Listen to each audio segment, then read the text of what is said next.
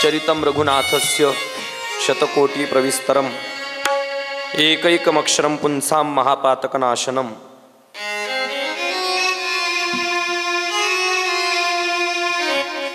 अखिल कोटि ब्रह्मांड नायक अकारण करुणा वरुणालय रुक्मिणी प्राण संजीवन भगवान पांडुरंग परमात्म्याच्या असीम कृपेने संत महापुरुषांच्या आशीर्वादाने ग्रामस्थांच्या अनमोल अशा सहकार्याने सद्गुरु गंगागिरीजी महाराज सद्गुरु नारायणगिरीजी महाराज यांच्या कृपा आशीर्वादाने हरिभक्तपरायण महंत रामानंद गिरीजी महाराज हरिभक्तपरायण महंत गुरुवर्य रामगिरीजी महाराज यांच्या आशीर्वादाने भक्त शिरोमणी मारुतीरायांच्या पवित्र अशा या प्रांगणामध्ये पुण्यक्षेत्र नपावाडी या नगरीमध्ये गेल्या 6 दिवसापासून या ठिकाणी मर्यादा पुरुषोत्तम भगवान प्रभू रामचंद्र परमात्म्याचं दिव्य असं चरित्र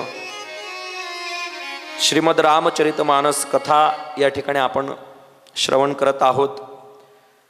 अतिशय आनंदाने आणि उत्साहाने हे 6 दिवस निघून गेलेत, 5 झालेत, आजचा 6वा। नाही या आनंदासी जोडा सांगता गोष्टी लागती गोडा आलासी आकारा आमुचिया चाडा तुका म्हणे भिडा भक्तीची या। तुकोबाराय वर्णन करतात, नाही या आनंदासी जोडा, या आनंदाला जगामध्ये कुठेच तोड नाही। असा हा अत्यंत सुंदर असा महोत्सव अतिशय उत्साहाने संपन्न होत आहे। उत्साहाने केला जातो त्यालाच उत्सव म्हणतात, महोत्सव म्हणतात। अतिशय उत्साहाने ग्रामस्थ माता भगिनी पितृवर्ग सगळ्यांच्याच अथक अशा प्रयत्नाने कार्यकर्ते मंडळींच्या अथक अशा प्रयत्नाने हा उत्सव या ठिकाणी संपन्न होत आहे। बघता बघता 6वा दिवस या ठिकाणी उद्याचा 7वा परवा काला हाला।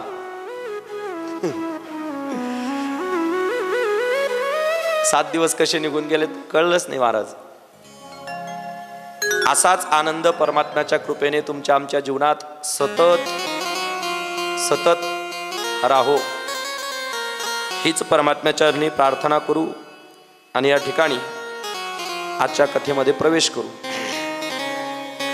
आपल्याकडे वेळ कमी आहे आणि अजून कथा भरपूर शिल्लक आहे, त्यामुळे काही कथा विस्ताराने आणि काही कथा संक्षिप्त रूपाने या ठिकाणी मांडण्याचा विचार आहे।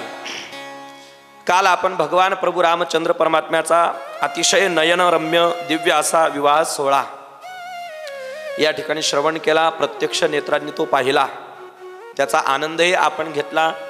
काहींनी फक्त पाहण्याची भूमिका केली, काहींनी या आनंद समुद्रात स्वतःला न्हावून घेतलं।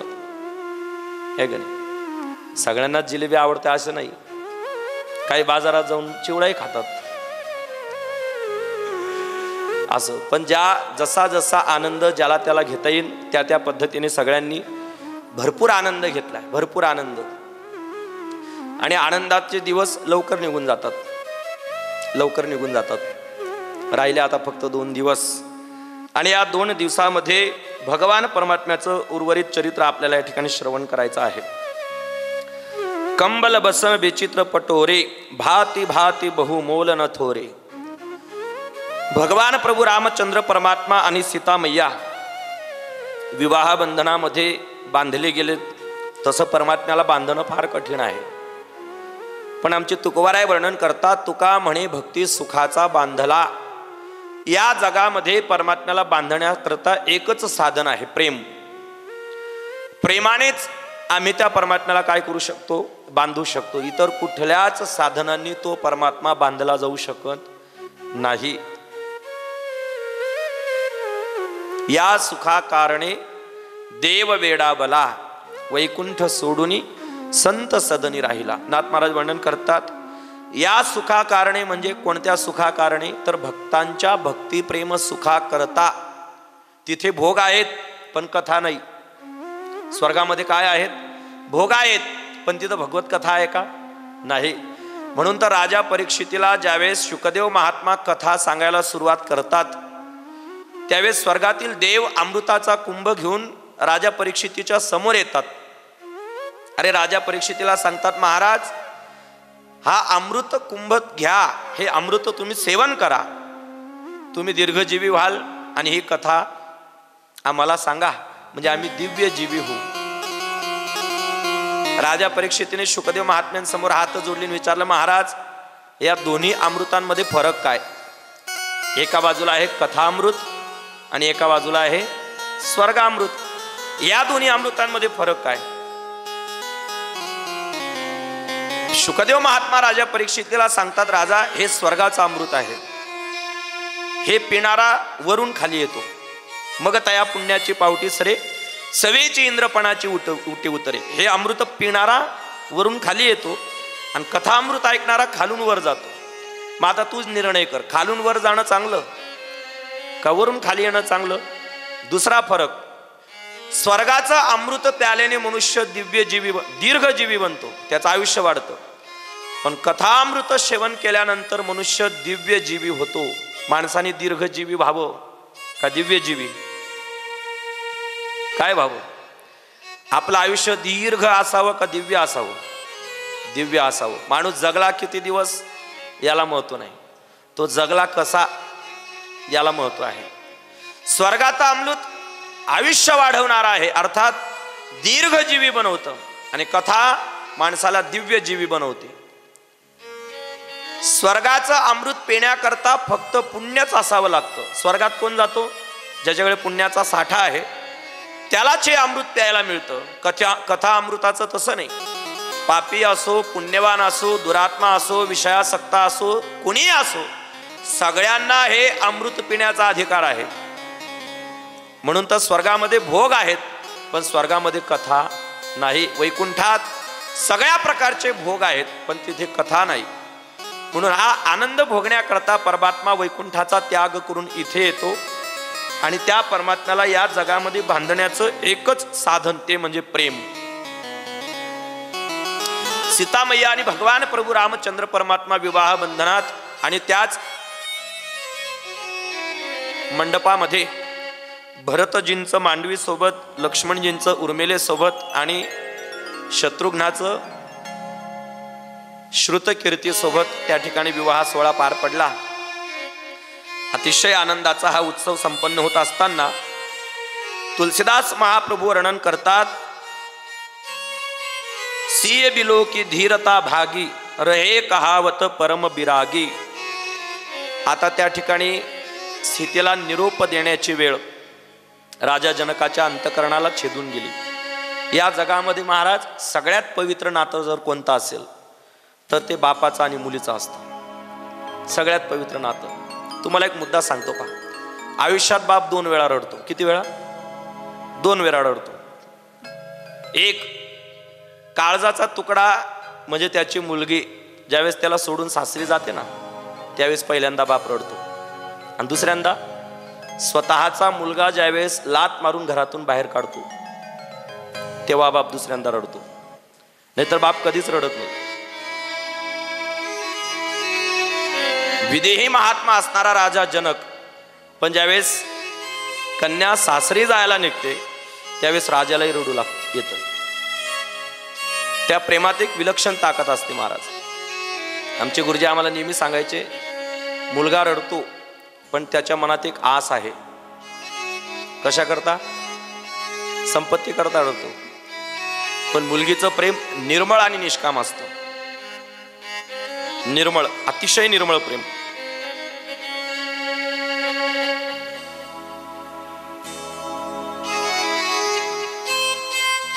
अयोध्या नगरीकडे प्रस्थान करत असताना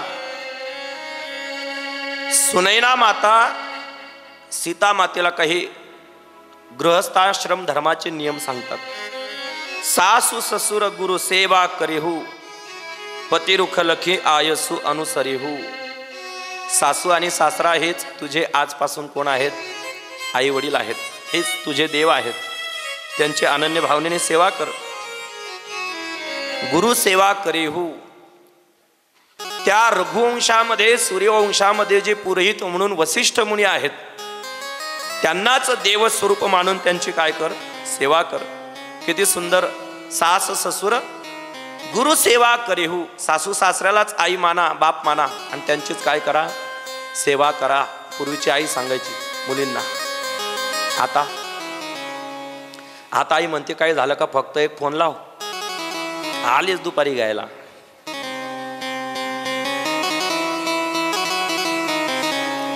आहे की नाही महाराज? या जगामध्ये जर आपण विचार केला, माफी मागून सांगतो, 90% मुलीचे संसार बिघडण्याला कारण फक्त आई असते. तुम्ही माना अगर न माना, पण आईच कारण असते. सकाळी उठल्याबरोबर पहिला फोन. काय करते आता? सकाळी उठल्यावर काय करणार आहे? नवऱ्याला कामाला जायचंय, मुलांना शाळेत पाठवायचंय, खाल ताण द्यायचा. दिवसातून किती फोन होत असतील माहिती नाही, फार अवघड. स्वाभाविक गृहस्थाश्रम धर्माचा विचार सांगत असताना सुनैना माता विचार करतात. गृहस्थाश्रम धर्म कुणाला म्हणतात ऐका.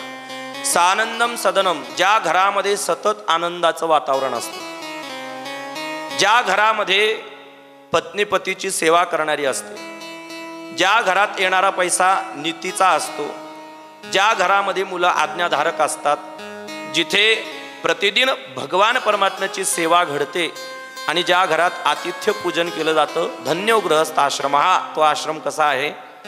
धन्य आहे. आद्य गुरु शंकराचार्य वर्णन करतात. किती सुंदर सूत्र सांगितलं की नाही. सानंदम सदनम सुताश्च सुदीह कांता मृदू भाषिणी. सानंदम, ज्या घरात गेल्यानंतर, काही काही घरांमध्ये गेल्यानंतर असं वाटतं जसं काही मंदिरातच आलोक्य आहे, सुंदर वातावरण. सानंदम सदनम सुताश्च सुदीह कांता मृदू भाषिणी, ज्या घरातली पत्नी मवाळ बोलणारी असते. कांता मृदू भाषिणी, ज्या घरातले मुलं आज्ञाधारक असतात. अलीकडे अशी मुलं मिळणं फार दुर्मिळ. ऐकत नाही आता. मुलगा 25-30 वर्ष झाला की मग माणसं आम्हाला सांगतात महाराज काही करा, त्याला 2 शब्द सांगा. बापाचं ऐकत नाही ते आमचं ऐकतील का? लहान मुलगा एक 15-16 वर्षाचा माझ्याकडे पक्वा शिकायला यायचा बरं का, संजू धुळ्याला. स्वतः त्याची स्वाभाविक इच्छा होती. 4-5 वर्ष झाले, 17-18-20 वर्ष झाला तो. एक दिवस सुंदर वाजवायला लागला. 4-5 वर्षात चांगली तयारी झाली त्याची. एक दिवस मला एक 55-60 वर्षाचा माणूस धुळ्यात भेटला. ने महाराज मला ओळखलं का? म्हटलं नाही. 4-5 वर्षापासून एक मुलगा तुमच्याकडे पक्वा शिकायला येतोय. म्हटलं हो, मी त्याचा बाप आहे. म्हटलं काका तुम्ही किती भाग्यवान आहात. एकीकडे आम्ही आवाहन करतोय तरी आमच्याकडे कुणी यायला तयार नाहीत, आणि तुमचा मुलगा स्वतः येऊन माझ्याकडे पक्वा शिकतोय. किती भाग्यवान आहात तुम्ही. महाराज कसलं भाग्यन कसलं काय, एवढं कमवून ठेवलंय, हे काय असं टाळ कुटण्या करताय का? हा, अजून काय त्याचं वय आहे का? म्हणे अजून त्याच्या नळ्या काळ्या भरल्या नाही. नळ्या काळ्या करणार तुम्हाला? अजून त्या नळ्या काळ्या भरल्या नाही म्हणे. हाड. म्हटलं तुझं काय म्हणणं ते एका वाक्यात सांग, भाषण नको देऊ. तो म्हणे महाराज त्याला आजपासून येऊ देऊ नका. चालेल, काय अडचण नाही. संध्याकाळी तो मुलगा पक्वा शिकण्याकरता क्लाससाठी आला. त्याला म्हणलं आज तुझा क्लास बंद. आजच काय, पण आजपासून बंद. का हो महाराज? एकीकडे तुम्ही कीर्तनात ओरडून सांगता यारे यारे लहान थोर, तरी कोणी यायला तयार नाही. मी स्वतः यायला तयार आहे. बरं आजपर्यंत काही अडचण नव्हती. बरं तुम्हाला काही फी वगैरे पाहिजे का? भरपूर आहे म्हणे माझ्या बापानं कमवलेलं. म्हटलं तीच अडचण आहे. तुझ्या बापानं कमवलंय ना, तीच अडचण आहे. म्हणे काय झालं? तुझ्या वडिलांची इच्छा नाही, तू येऊ नकोस. चालेल महाराज, काही अडचण नाही. त्याने पक्वाज वगैरे घेतला, गेला निघून. 2-4-8 दिवस झाले, वाईट संगतीला लागला. वाईट संगतीचा प्रभाव आपल्या अंतःकरणावर जेवढ्या वेगाने होतो तेवढा चांगला संस्कारांचा प्रभाव होत नाही. अभंग गाणं जेवढ्या लवकर पाठ होतं तेवढ्या लवकर अभंग पाठ होतो का? नाही होत. 2-3 वेळा गाणं ऐकलं की माणूस सहज गुणगुणायला लागतो. पण अभंग लवकर पाठ होत नाही, चांगल्या गोष्टींचा अंतकरणावर लवकर प्रभाव होत नाही.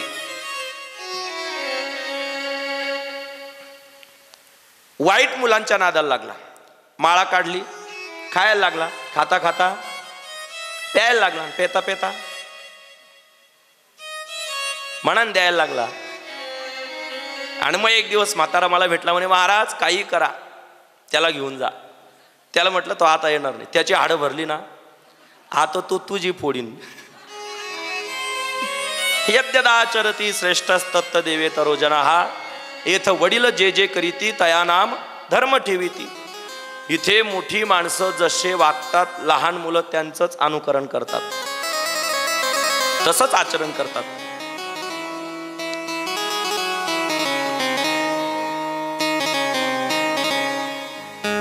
पती रुख लखी आयसु अनुसरेहु, अति स्नेह बस सखी सयानी, नारी धर्म शिखवही मृदुबानी. नारी धर्माचं त्या ठिकाणी वर्णन सुनैना माता सीता मातेला त्या ठिकाणी वर्णन करून सांगतात. त्यानंतर बार ही बार सुता उरलाई, सजे सुंदर पालकी मगाई.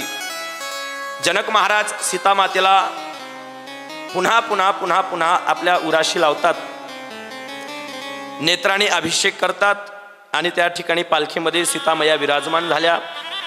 आणि हे संपूर्ण चतुरंगणी सेना ही संपूर्ण वारात अयोध्येच्या दिशेने निघाली.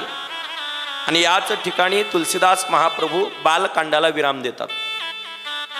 हरिही ओम तत्सदिती श्रीमद रामचरित मानसे सकल कली कलुष विध्वंसने प्रथम सोपान समाप्त.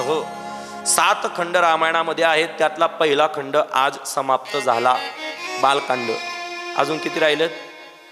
लांबवायची कथा. मग या रामायणामध्ये एकूण 7 कांड आहेत. त्यातला प्रथम कांड आहे त्याचं नाव, हा बालकांड सगळ्यात मोठा आहे. त्यानंतर येणारे जे आहेत अयोध्याकांड, किष्किंधाकांड, अरण्यकांड, लंकाकांड, युद्धकांड, हे सगळे छोटे आहेत. पण जवळजवळ लंकाकांड 4 दिवस पुरतो आपल्याला, तर 5-6वा दिवस उगवला. लंकाकांड या ठिकाणी समाप्त करून पुढे अयोध्याकांडाला त्या ठिकाणी महाराज सुरुवात करत असताना भगवान प्रभू रामचंद्र भगवान शंकराला त्या ठिकाणी नमन करतात, मंगल करतात. यस्यांकेच विभाती भूधर सुता देवा पगा मस्तके, भाले बाल विधुर्गले च गरलम यस्योरसी व्यालराट, सोयंभूति भूषण सुरवरः सर्वाधिप सर्वदा, सर्व सर्वगत शिव शशिनिभ श्री शंकर पातु माम. ज्यांच्या अंगावर, ज्यांच्या अंकावर म्हणजे मांडीवर वाम भागामध्ये हिमाचल पुत्री पार्वती, मस्तकामध्ये गंगा आहे, ललाटावर बालचंद्र अर्थात चंद्रकोर आहे, कंठामध्ये विष, वक्षस्थलावर सर्पराज वासुकी विराजमान आहे, ज्यांनी संपूर्ण अंगावर भस्म विभूषित केलेला आहे. सगळ्या देवांमध्ये जे श्रेष्ठ आहेत, ज्यांना आपण महादेव म्हणतो, सर्वेश्वर, सर्व संहारक, सर्व व्यापक, कल्याण रूप असणाऱ्या भगवान शंकराला या ठिकाणी काय करतात? नमन करतात. त्यानंतर भगवान प्रभू रामचंद्र परमात्म्याचं वंदन केलं. नीलांबुज श्यामल कोमलांगम सीता समारूपित वाम भागम, पाणौ महासायक चारुचापम नमामि रामम रघुवंशनाथम. ज्यांचं अंग कमलाप्रमाणे नीलवर्णी आहे, कोमल आहे, आदि माया शक्ती सीतामया ज्यांच्या वामभागी विराजमान आहेत, ज्यांच्या हातात अमोघ असा बाण आणि सुंदर असं धनुष्य आहे, अशा त्या रघुवंशामध्ये प्रगट झालेल्या रघुकुल शिरोमणी भगवान प्रभू रामचंद्र परमात्म्याला आम्ही नमन करतो. त्यानंतर मारुतीरायांचं वंदन केलं. श्री गुरुचरण सरोज रज निज मनुमुकर सुधारी, बरनऊ रघुबर बिमल जसू जो दायकू फलचारी. ही जी चौपाई आहे, हा जो दोहा आहे, हा अयोध्या कांडाच्या सुरुवातीला त्या ठिकाणी महाराज वर्णन करतात. आणि मग अयोध्या कांडाला प्रारंभ करत असताना ज्या दिवशी भगवान प्रभू रामचंद्र परमात्मा आणि सीतामय्या अयोध्या नगरीमध्ये आगमन करतात, नित नूतन मंगल बोध बधाई, त्या दिवसापासून एक नव चैतन्य अयोध्या नगरीमध्ये पाहायला मिळते. का? आतापर्यंत परमात्मा फक्त शिवरूपाने त्या ठिकाणी विराजमान होता. आता शक्तीने तो परमात्मा काय झाला? परिपूर्ण झाला, संपन्न झाला. आणि शिव स्वरूपामध्ये शक्ती ज्यावेळेस प्रवेश करते त्यावेळेस नवचैतन्य निर्माण होतं. कारण धर्मशास्त्र सांगतं शक्तीशिवाय शिवही अपूर्ण आहे आणि शिवाशिवाय शक्तीही कशी आहे? अपूर्ण आहे. नित नूतन मंगल बोध बधाई, अतिशय सुंदर असं वातावरण, अतिशय आनंदाचा उत्सव त्या ठिकाणी संपन्न होत आहे. आणि एक दिवस राजा दशरथाने मनामध्ये विचार केला, जऊ पाचही मत लागै निका, करू हरशी हिय रामही टीका. पुनीत रामायणामध्ये असं वर्णन आहे, राजा दशरथाने आपलं स्वतःचं प्रतिबिंब पाहिलं. पुनीत रामायणात वर्णन आहे. आणि त्या प्रतिबिंबामध्ये आपल्या डाव्या कानावर एक पांढरा केस पाहिला. काय पाहिला? पांढरा केस. आणि राजा दशरथाने विचार केला की आता आपण काय घ्यावा? वानप्रस्थ आश्रम स्वीकारावा आणि या गादीवर आपल्या प्रिय असणाऱ्या रामाला विराजमान करावं, अर्थात राम राज्याभिषेक करावा, अशी मनामध्ये शुभ संकल्पना आहे. जऊ पाचही मत लागै निका, आणि आपली जी पंच कमिटी आहे त्या सगळ्यांनाही मनोगत सांगितलं, मनोभावना व्यक्त केली. सगळ्यांना आनंद. वाऱ्यासारखी बातमी संपूर्ण अयोध्या नगरीमध्ये पसरली, राम राजा होणार, आता राम राज्य येणार, म्हणून सगळीकडे आनंदाचं वातावरण आहे, सगळीकडे उत्साहाचं वातावरण आहे. सगळ्यांना आनंद आहे, पण दोन लोकांना दुःख होतं. एक स्वर्गातील देवांना आणि दोन मंथरेला. स्वर्गातील देवांना काय दुःख होतं? त्यांनी मनात विचार केला, राम जर गादीवर विराजमान झाला तर राम वनात जाणार नाही. राम वनात गेला नाही तर रावण मरू शकत नाही, आणि रावण जर मारला गेला नाही तर आम्ही मुक्त होणार नाहीत. कारण सगळे देव कोणाच्या ताब्यात होते? रावणाच्या ताब्यात होते. 33 कोटी देव त्याने बंदीशाळेत कोंडून ठेवले होते. काय करावं? सगळ्यांनी सरस्वती मातेची विनंती केली. विपत्ती हमारी बिलो की बडी, मातु करी सोय आजू, राम जाही बन राजू, तजी हुई सकल सुर काजू, जीव करम बस सुख दुख भागी, जाई अवध देव हित लागी. हे माते, असं काही नियोजन करा की उद्या गादीवर बसणारा राम वनात गेला पाहिजे. सरस्वती माता म्हणले, मी करू शकत नाही. विनंती केली. सगळ्यांनी मिळून ब्रह्मदेवाचं स्तवन केलं. ब्रह्मदेवाच्या तमोगुणापासून विकल्प नावाचा एक दोष जन्माला आला, त्याला कली म्हणतात.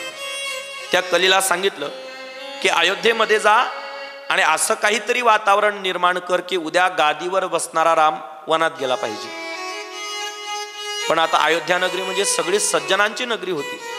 सज्जनांच्या नगरीमध्ये विकल्पाने प्रवेश तरी कसा करावा? पण त्याच्या लक्षात आलं, या सज्जनांच्या नगरीमध्ये सुद्धा एक आहे की आपण जिच्या सहकार्याने रामाला वनात पाठवू शकतो, ती होती मंथरा. मंथरा राजा दशरथाच्या बागेत विहार करत होती.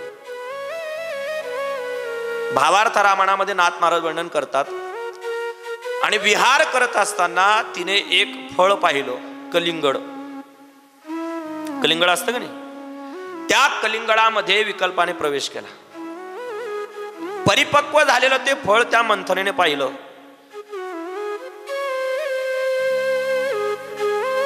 ते फळ तोडण्याकरता ती प्रवृत्त झाली.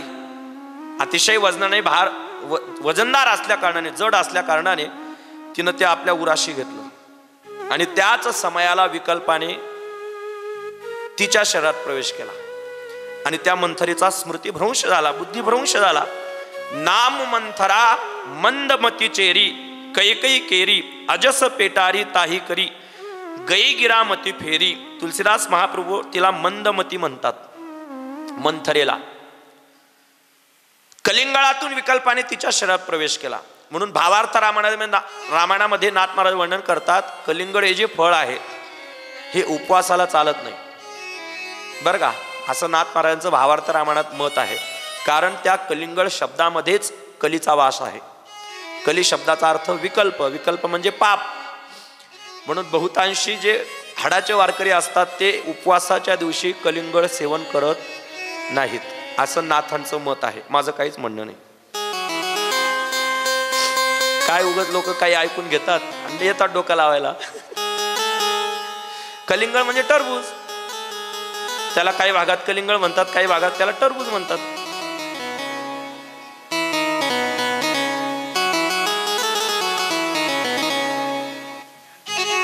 लोक काही महाराज काही ऐकून घेतात आणि पुन्हा डोकं लावायला येतात. महाराज असंच का तसंच का.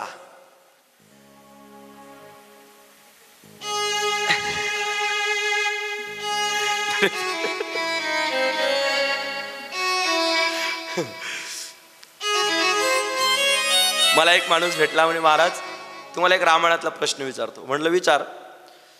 म्हणे उत्तर द्याल का. म्हटलं हे पाय, माझ्या वाचण्यात गेला असेल, देण्यासारखा असेल तर देतो. तो म्हणे महाराज मारुतीरायांना शेपटी आहे. म्हटलं हो, मग अंजनी मातेला का नाही. आता काही प्रश्न आहे का. मारुतीरायांना शेपटी आहे, अंजनी मातेला का नाही. मी मनात विचार करायला लागलो, आता याला उत्तर तरी काय द्यायचं. ते काही कुठे लिखित नाही ना, काय उत्तर द्यावं. मारुतीरायांना शेपटी आहे, अंजनी मातेला का नाही. मी म्हटलं आता याला उत्तर द्यावंच लागेल. का, याला जर उत्तर नाही दिलं तर हा गावात घोषणा करेल महाराजांना तर आलंच नाही, बाबाला तर काहीच सांगता आलं नाही. काय सांगावं, आम्हालाही जसा रोग तसा औषध ठेवावं लागतं. कोण कसा भेटेल सांगता येत नाही. त्याला म्हटलं काय म्हणणं आहे तुझं. तो म्हणे काय नाही, मारुतीरायांना शेपटी अंजनी मातेला का नाही. त्याला म्हटलं तुझ्या बापाला दाढी आहे, तुझ्या आईला का नाही. तो अजून भेटला नाही मला. काही प्रश्न ह्या जगामध्ये असे असतात की त्याला उत्तर नसतं, ते निरुत्तर असतात. म्हणून हे नाथांचं मत आहे. भावार्थ रामायणामध्ये नाथ महाराजांचं मत आहे की त्यामध्ये कलीचा वास आहे, म्हणून ते फळ उपवासाला खाऊ नये.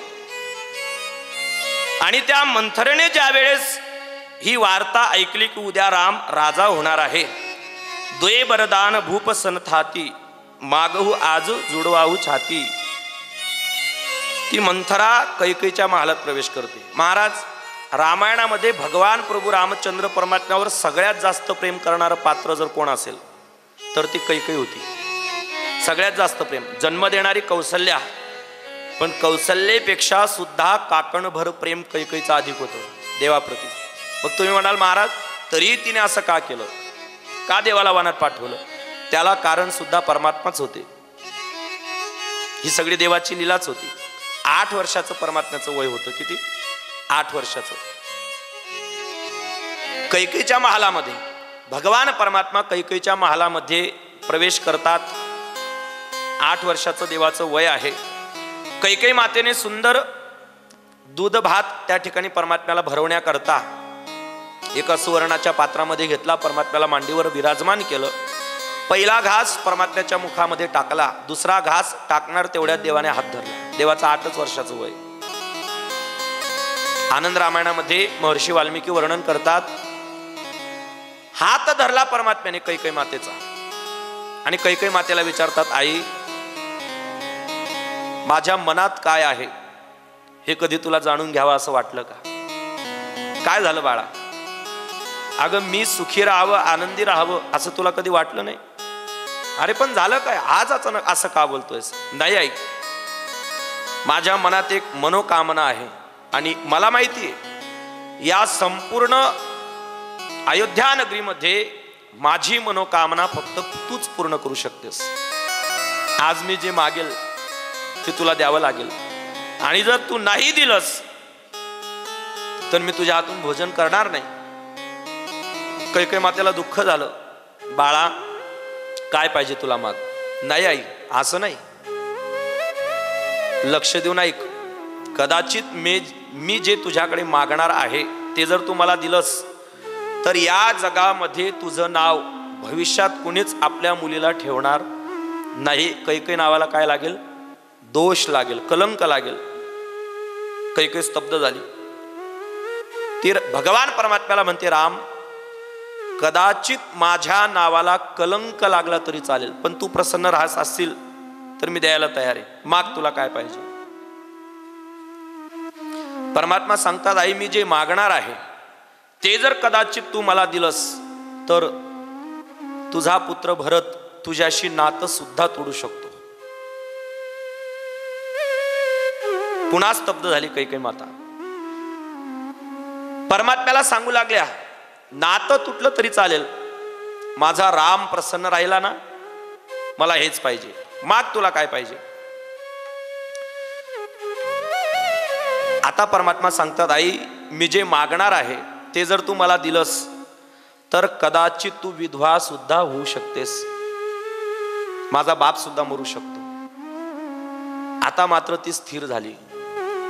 काही क्षण तिने विचार केला आणि पुन्हा ती परमात्म्याला सांगते, राघवा कदाचित मी विधवा होणं स्वीकारीन, फक्त माझा राम प्रसन्न राहिला पाहिजे.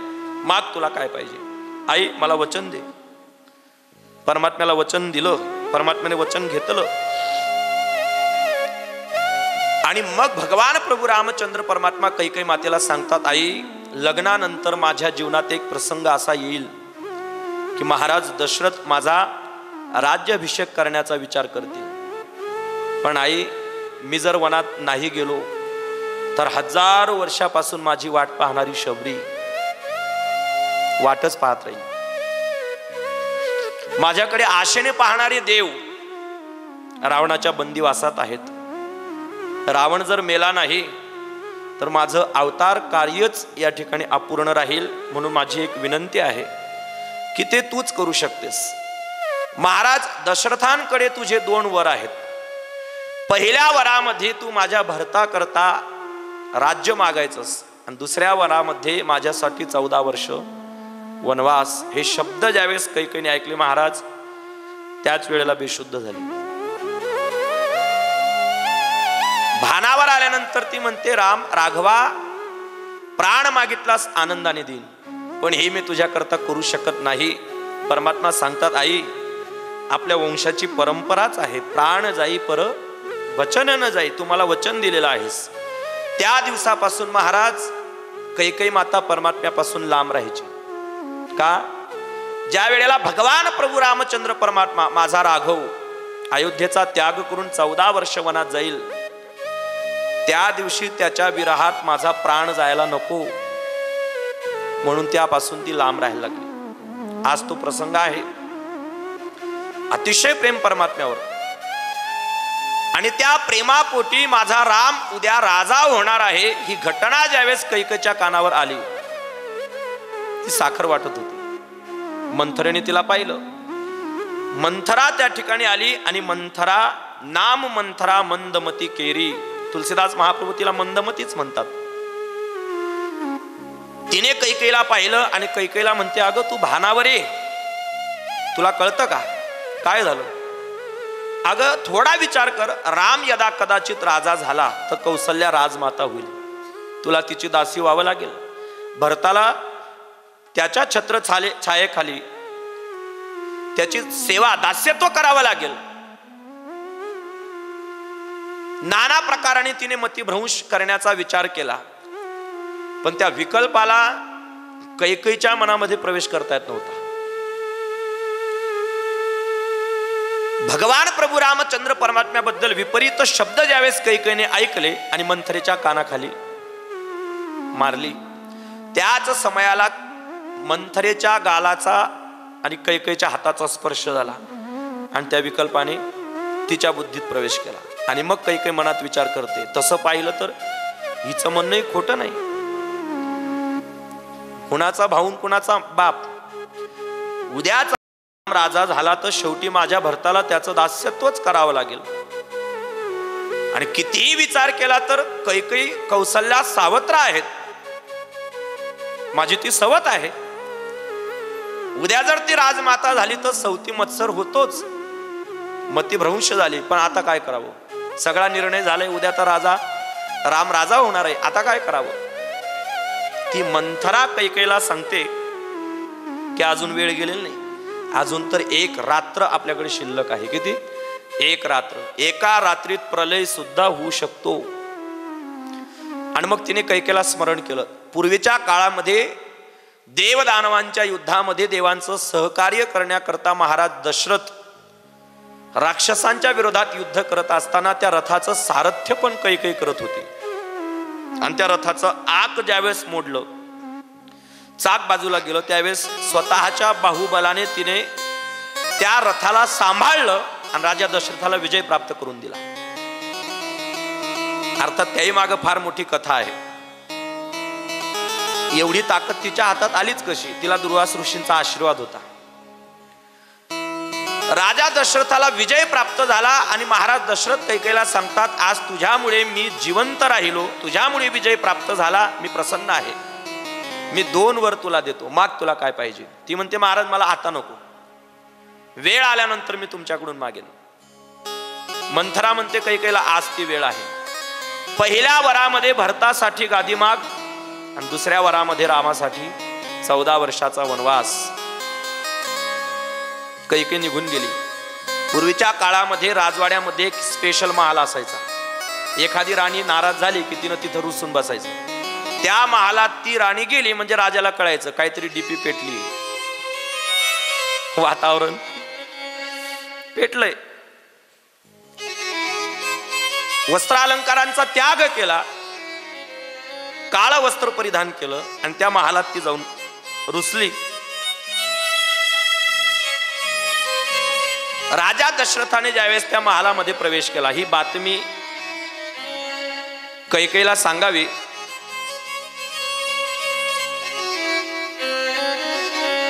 महाराज दशरथांनी त्या महालात प्रवेश केला, ती पहुडलेली आहे.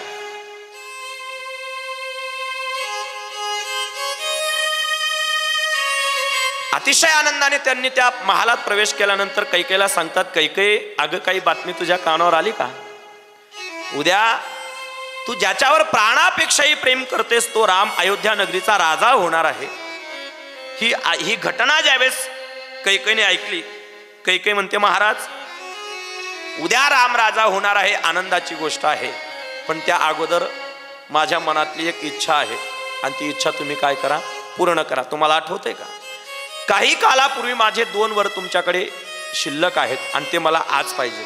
अगं उद्या तुझा राम राजा होणार आहे आणि तुला आता मागण्याची वृत्ती काय पाहिजे तुला सांग. ती म्हणते, महाराज मागू का? कैकेयी म्हणते, महाराज मला 2 वर आज पाहिजेत, माग ना काय देऊ. आणि मग ती कैकेयी राजा दशरथाला सांगते, पहिल्या वरामध्ये सुनहु प्राण प्रिय भावत जीका देहू एक बर भरत ही टीका. पहिल्या वरामध्ये तिने भरतासाठी राज्य मागितलं. ज्या गादीवर उद्या परमात्मा प्रभू रामचंद्र परमात्म्याचा अभिषेक होणार आहे ती गादी कुणाला द्यावी? माझ्या भरताला. आणि दुसरा वर, तापस बेश विशेषी उदासी 14 वरिस राम वनवासी. दुसऱ्या वरामध्ये 14 वर्ष रामाला काय द्यावा? वनवास द्यावा. हे शब्द ज्यावेळेस राजा दशरथाने ऐकलं, महाराज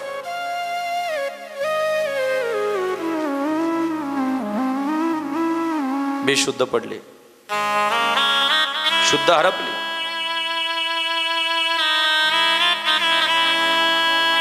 त्यांच्या अवस्थेचं वर्णन तुलसीदास महाप्रभू वर्णन करतात.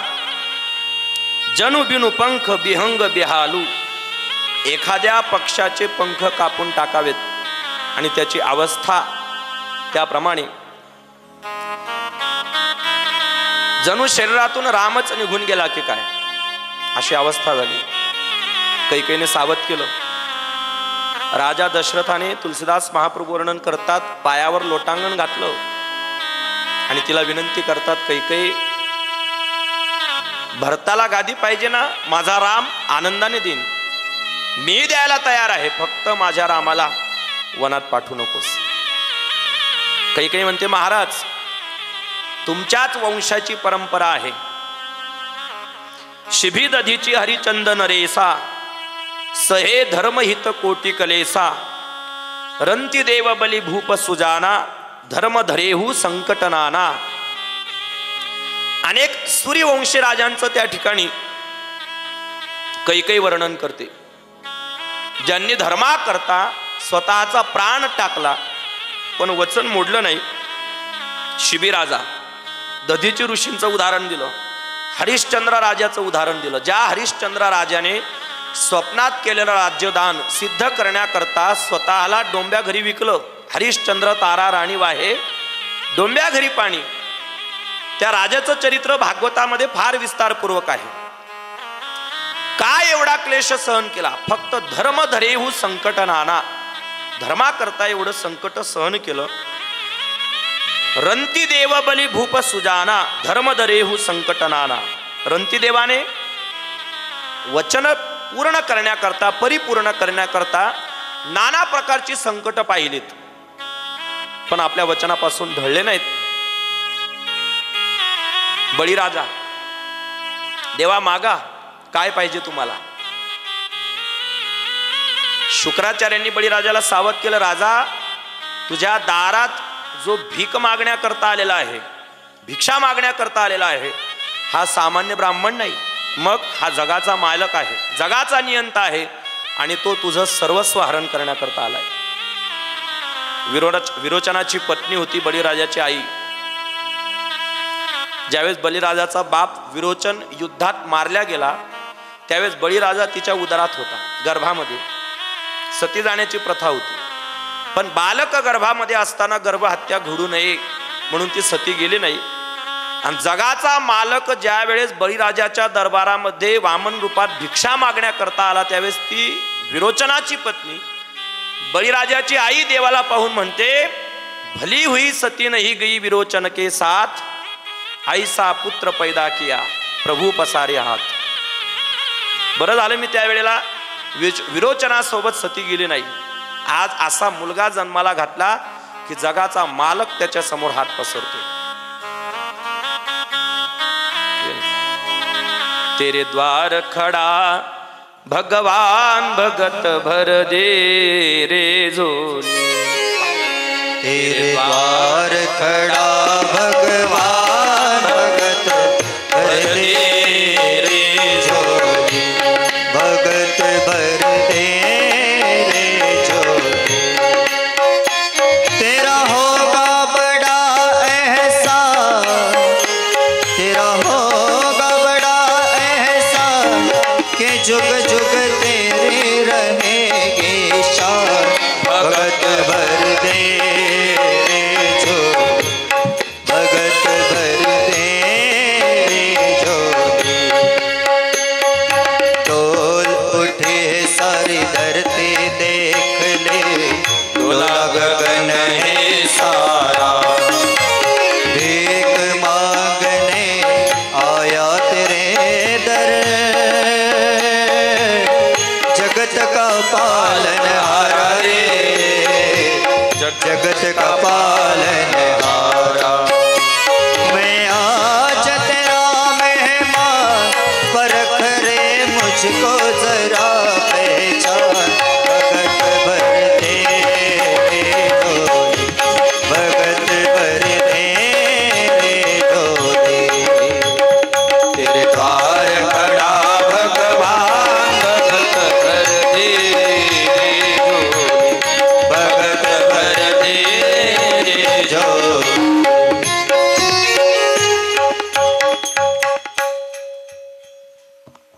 तेरे द्वार खडा भगवान भगत भर दे रे झोली. जुन्या काळात महाराज सिनेमा चित्रपटातले गीत सुद्धा वेदांताचा भाव त्या गीतातून प्रगट करायचे. शाळेमध्ये कविता शिकवल्या जायचा जुन्या काळात. किती सुंदर भाव असायचा, ऐकायलाही गोड वाटायच्या, म्हणायलाही गोड वाटायच्या, आणि त्यातला भाव अंतकरणाला भेदायचा. पुढे प्रसंग येतो बा. शर आला तो धावून आला काळ, विव्हळला श्रावण बाळ, किती गोड वाटतं की नाही ऐकायला. सुंदर कविता असायच्या, म्हणायला गोड वाटायच्या, भावही त्यातला खूप सुंदर असायचा. आता ज्वानी ज्वानी यस पप्पा, काही भावच नाही ना त्याच्यात. ना अर्थपूर्ण वाक्य आहेत, ना ऐकायला गोड वाटतात, ना म्हणणाऱ्याला गोड वाटतात. पण जुन्या आमच्या कविता होत्या.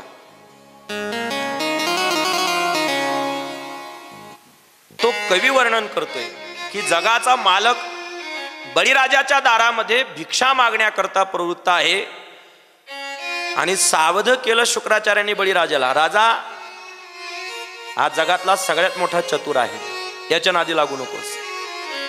बळीराजा शुक्राचार्यांना सांगतात, महाराज हा जर खरंच देव असेल तर या जगामध्ये आज माझ्यासारखा भाग्यवान कोणी नाही. कारण संपूर्ण जग ज्याच्याकडे मागतंय तो परमात्मा याचक म्हणून माझ्या दारात उभा आहे.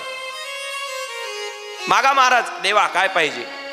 पुढे काय घटना घडली ते तुम्हाला सगळ्यांना माहिती आहे. 3 पावलं भूमी मागितली, 2 पावलात संपूर्ण ब्रह्मांड व्यापलं, 3ऱ्या पावलामध्ये तुका म्हणे बळी जीव दिला पायातळी. संपूर्ण राज्य सोडलं पण वचन मोडलं का नाही. रंती देव बली भूप सुझाना धर्म धरेहू संकट नाना. हे सगळं या लोकांनी सहन केलं कशा करता, फक्त धर्माचं रक्षण करण्याकरता, वचन मोडू नये म्हणून.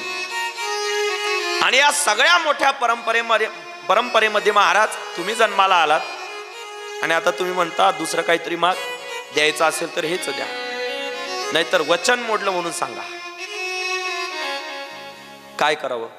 रघुवंशामध्ये आजपर्यंत वचन मोडण्याची परंपरा नाही आणि एवढ्या मोठ्या परंपरेला कलंक तरी कसा लावावा. प्रभात समयाला भगवान प्रभू रामचंद्र परमात्म्याने ब्रह्ममुहूर्तात स्नान केलं आणि आपल्या पित्याच्या दर्शनाकरता निघाले. माहिती होतं कैकेयीच्याच महालात असते. कैकेयीच्या महालामध्ये परमात्म्याने प्रवेश केला. कैकेयी मंचकावर पोहोडलेली आहे आणि राजा दशरथ भूमीवर शयन करून विलाप करत आहेत. हा राम हा राम सतत परमात्म्याचं चिंतन मुखामध्ये. आणि अशी ती अवस्था पाहिल्यानंतर भगवान प्रभू रामचंद्र परमात्मा कैकेयी मातेला विचारतात, आई काय घडलं सांग ना, का माझे बाबा या ठिकाणी रुदन करत आहेत. कैकेयी म्हणते, रामा अरे पूर्वी तुझ्या बाबांनी माझ्याकडून 2 वर मागावेत अशी इच्छा होती आणि मी ते आज मागितलेत. काय मागितलं. काय नाही, पहिल्या वरामध्ये भरता करता गादी. परमात्म्याला फार आनंद वाटला. आपण पहिल्या दिवशी विचार केला होता, रामायण आणि महाभारतामध्ये एकाच वाक्याचा फरक आहे, एकाच वाक्याचा. महाभारत जे माझं आहे ते माझंच आहे, जे माझं आहे ते माझंच आहे, पण जे माझ्या भावांचं आहे ते सुद्धा माझंच आहे.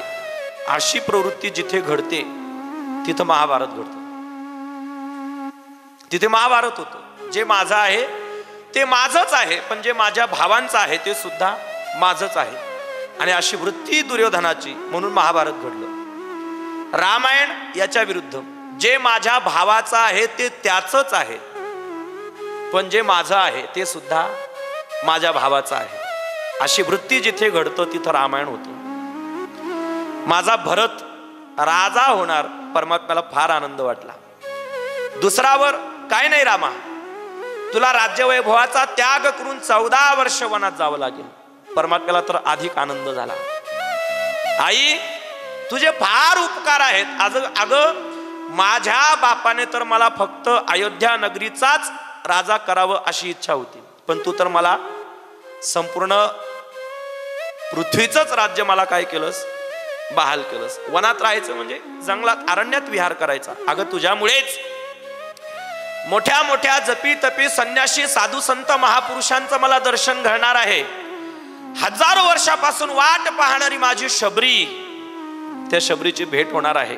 अगं आई तुला माहितीये का, तुझ्यामुळेच रावण मरेल, तुझ्यामुळे सगळ्या देवता रावणाच्या कैदीतून मुक्त होतील. किती मोठे उपकार आहेत तुझे.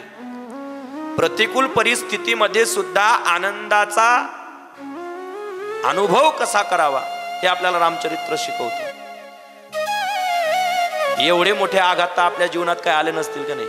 हा, एखादा बाप जर म्हणलाय तुझ्या म्हातारीला वचन दिलंय मी, जाय 12 वर्ष तीर्थयात्रेला, तो म्हणे ती म्हातारीन तू हिस्सा लाव,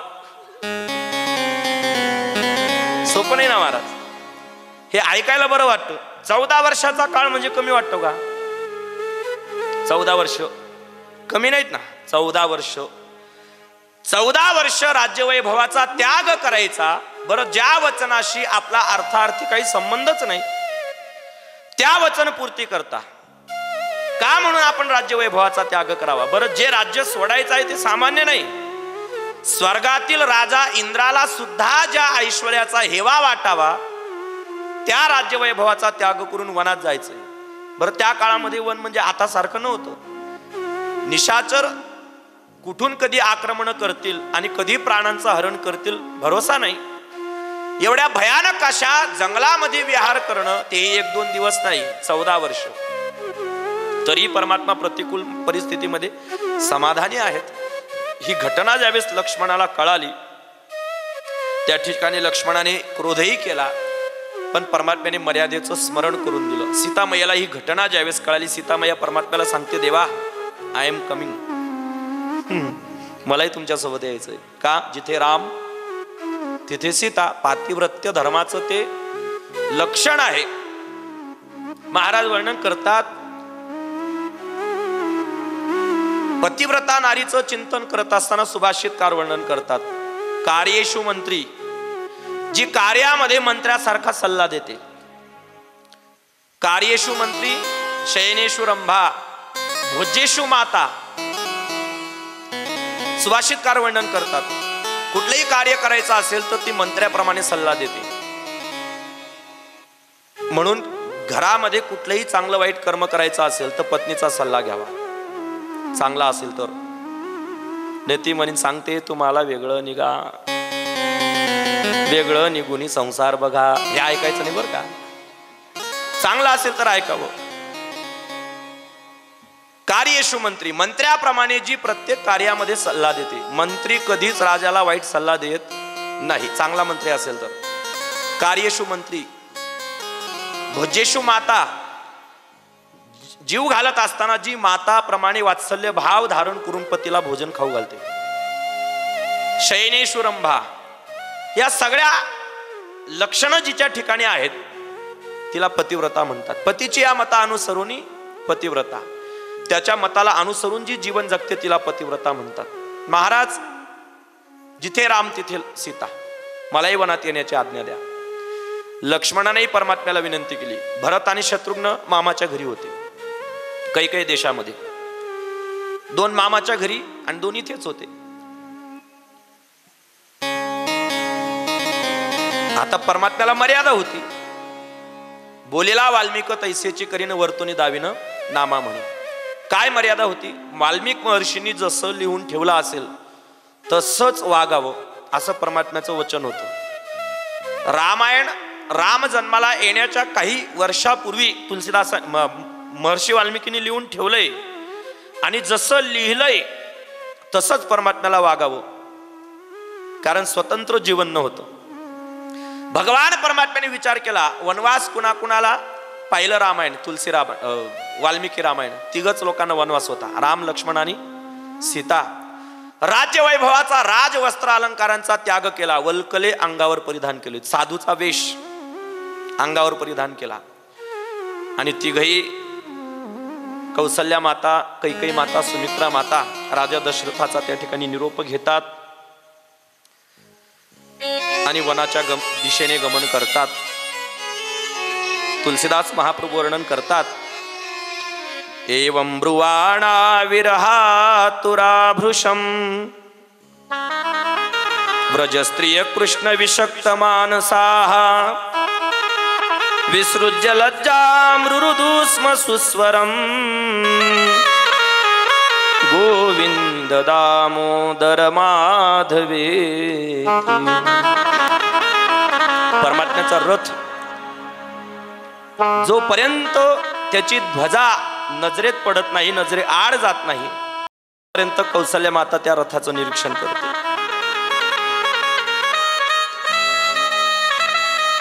तेरी अखिया है जादू भरी बिहारी जी मैं कब से खड़ी। तेरी अखिया है जादू भरी बिहारी जी मैं कब से खड़ी। अखिया है जादू भरी बिहारी जी मैं कब से खड़ी। अखिया है जादू भरी बिहारी जी में कब से खड़ी। देखो मेरे श्याम सलोना तुमने कैसा कर दिया तो ना। देखो मेरे श्याम सलोना तुमने मुझ पर कर दिया डोना, कर दिया डोना। मेरी अखियों की प्यास बढ़ी बिहारी जी मैं कब से खड़ी। तेरी अखियाँ है जादू भरी बिहारी जी मैं कब से खड़ी।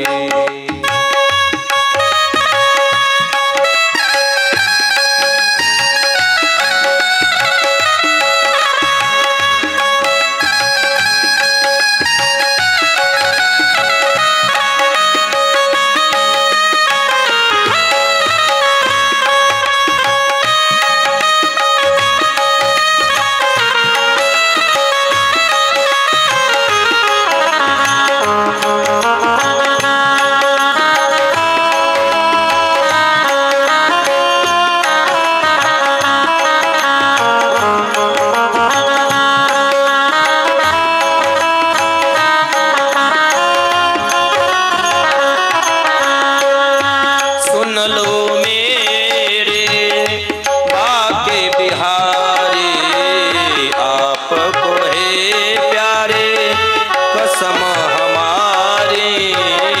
सुन लो मेरे बाके बिहारी आपको है प्यारे कसम हमारी।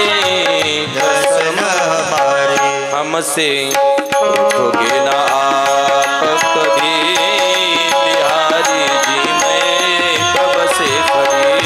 तेरी अखिया है जादू भरी बिहारी जी में कब से खड़ी।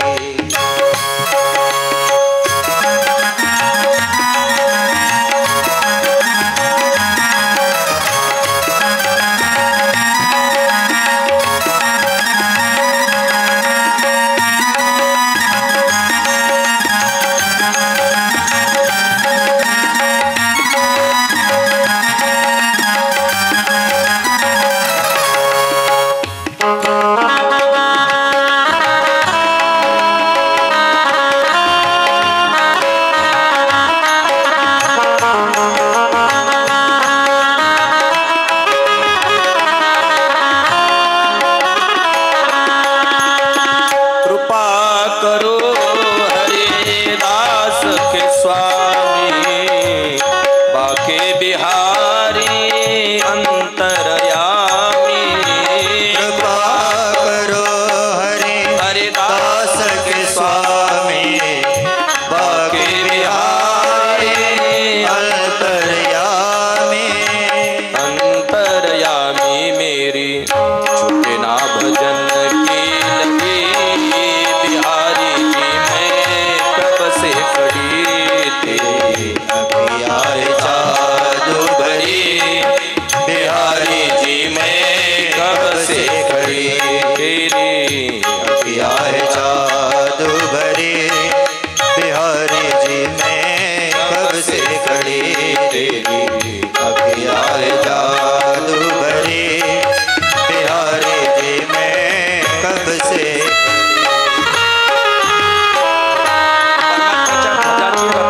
रथाची ध्वजा जोपर्यंत नजरे आड जात नाही तोपर्यंत कौसल्या माता परमात्म्या आपल्या नेत्रगोचरामध्ये नेत्रदृष्टीमध्ये सामावून घेण्याचा प्रयत्न करत आहेत, कारण आता पुन्हा 14 वर्ष माझा राम मला दिसणार नाही.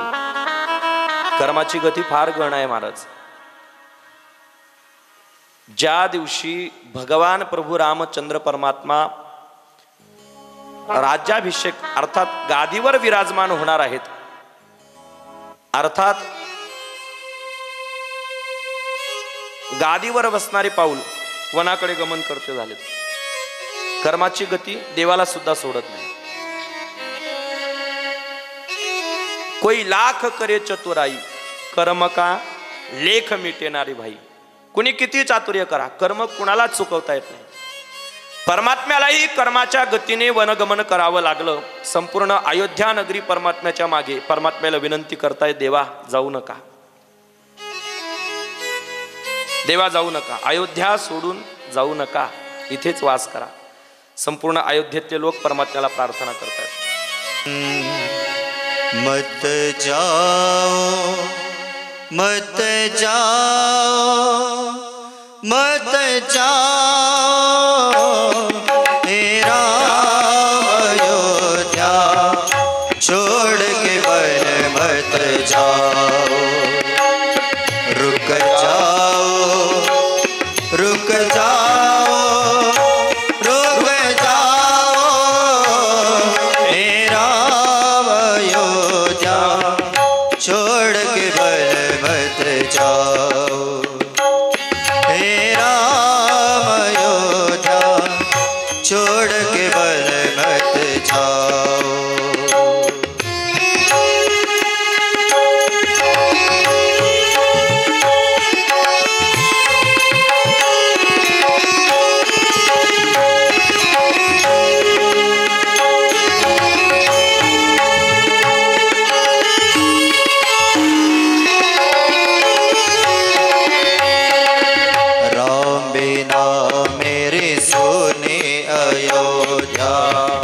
लक्ष्मण बिना ठकुराई सीता बिन गई महलों की शोभा कौन कहे ठकुराई.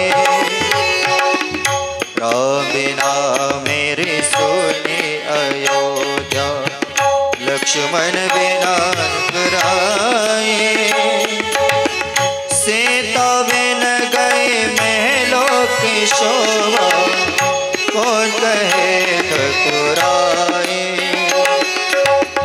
तुम ही जीवन प्राण हमारे, तुम ही राम तुम भगवान. दया से अब मेज जलो पर, दया से अब मेज चलो पर, कुछ तो दया दिखाओ. मत जाओ मत जाओ मत जाओ तेरा अयोध्या छोड़ के वन मत जाओ. रुक जाओ रुक जाओ रुक जाओ हे नाथ हमारे बिनती मन ठुकराओ. हे नाथ हमारे बिनती मत ठुकराओ.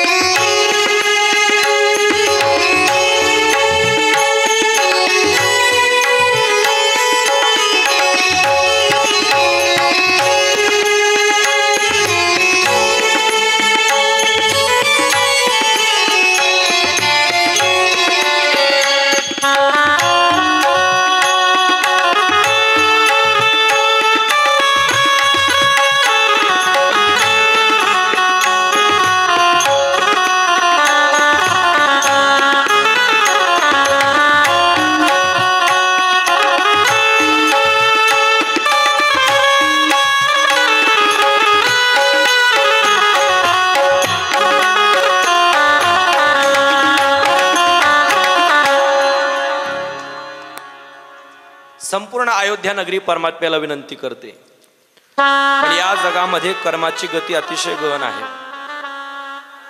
विधि ना तेरे लेख किसी के समझ न आते हैं. विधि ना तेरे लेख किसी के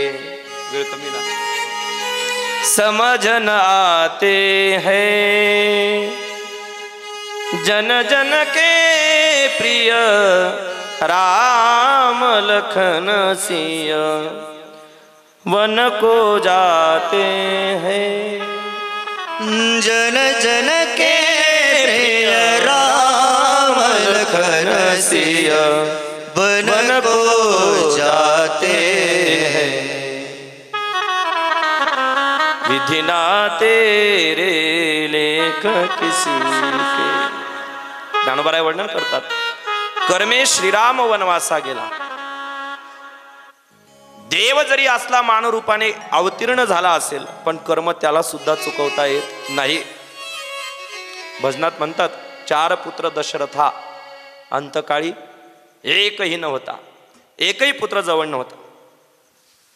पहिला दिवस भगवान परमात्म्याने शरयू नदीच्या काठी विश्राम केला, विसावा केला.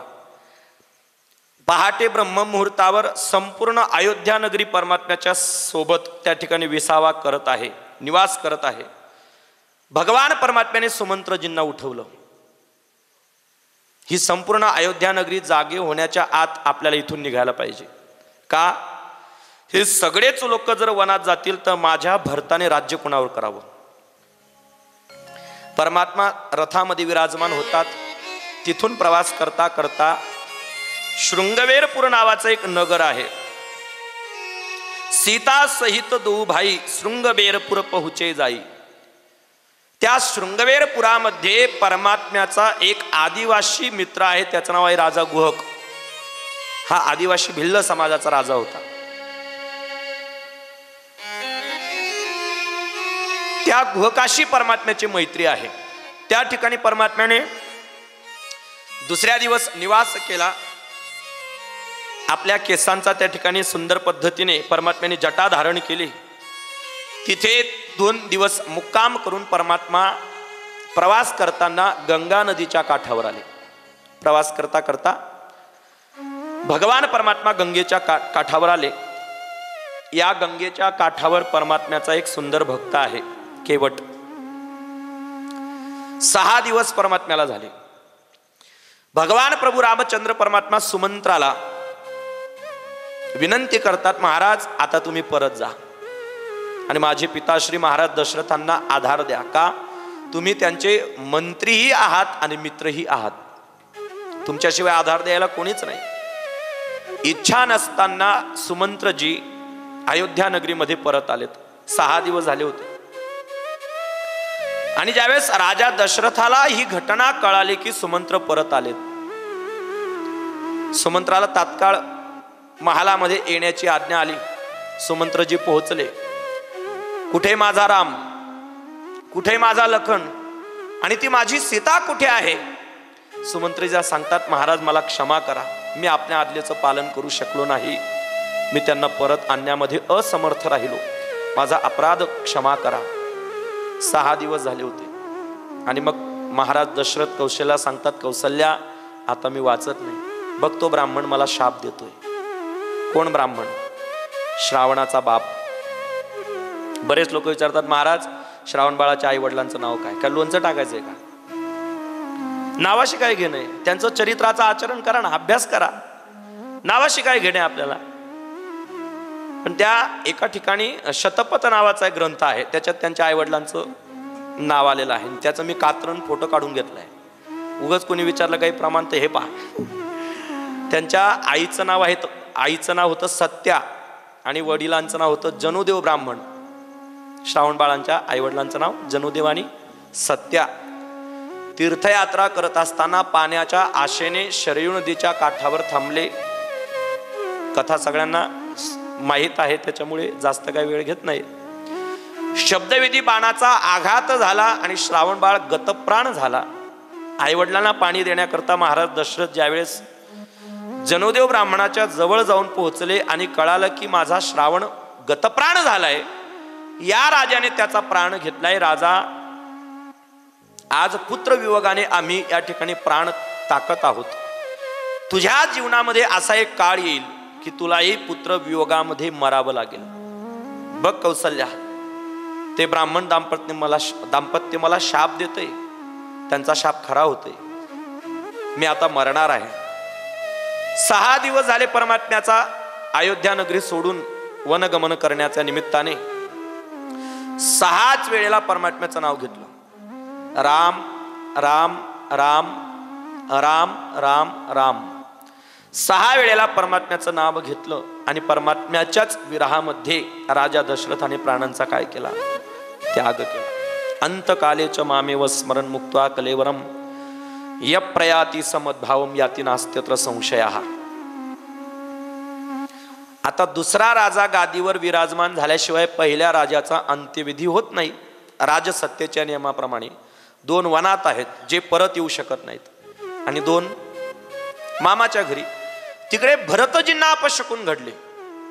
त्याच समयाला अयोध्येचा एक सेवक त्यांना नेण्याकरता ज्यावेळेस कैकई देशामध्ये पोहोचला, संदेह अधिक बळावला. तातडीने अयोध्या नगरीमध्ये भरतजींचं आगमन झालं आणि भरतजी जाणत होते की माझा दादा कैकईच्याच महालात असेल आणि जिथे राम असेल तिथेच लक्ष्मण, तिथेच माझे पिताश्री असतील, तिथेच माता कौसल्या असेल, तिथेच सुमित्रा असेल. म्हणून कैकई मातेच्या महालामध्ये ज्यावेळेस प्रवेश केला, हातामध्ये ताट घेऊन दारात उभी होती भरतजींचं स्वागत करण्याकरता.